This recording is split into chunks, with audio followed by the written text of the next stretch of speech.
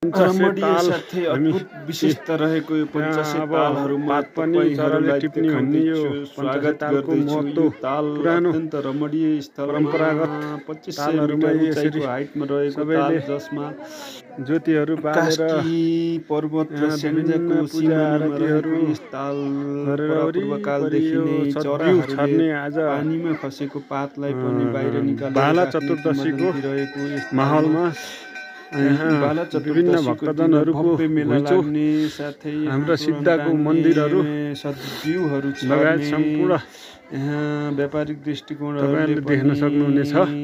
मानिसहरू आउने हाम्रो गर्छन्। यहाँ सद्व्यू छाप्नका लागि रेडी बनाउँदैछन् गरिएको हुन्छ।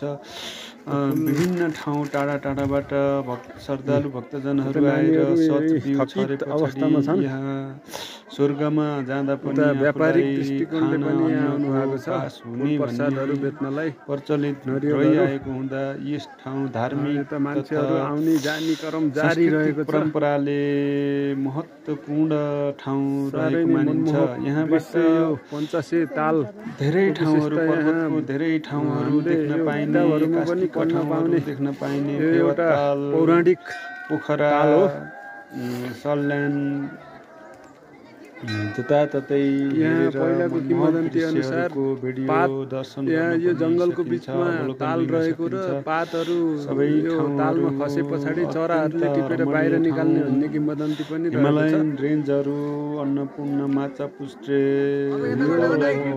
कञ्चनजङ्घा हरेक हिमालहरू यस ठाउँबाट देखिने भएको हुन्छ। स्याङ्जा पर्वत र उत्तरतिरका सबै हिमालहरू यहाँबाट प्रष्ट रूपमा देखिने संगम स्थल पाइएको जुन टाकुरामा तपाईहरु पनि यस्तो माथि कतै पनि डालोहरु यो माथि ताल रहेको कुरा उति बेला अवगत गराउन चाहन्छु। यहाँ तपस्वीहरूले तपोवन तपस्वीहरूले मन्दिर मान्छेहरू तप गरेको ठाउँ यहाँबाट ऊर्जा स्याङ्जाबाट कोही कास्कीबाट कोही पर्वतबाट कोही बुटोलबाट कोही काठमाडौँबाट जताततैबाट यहाँ आउनेको गल्छो देख्न सकिन्छ। आउने जाने क्रम जारी छ। यताबाट आउँदै हुनुहुन्छ सबै श्रद्धालु भक्तजनहरूको निकै नै यस ठाउँमा गएर यहाँ आस्था सिद्ध यहाँ आए पछाडि मनले चाहेको सिद्ध हुन्छ भन्ने पनि प्रचलन रहेको छ।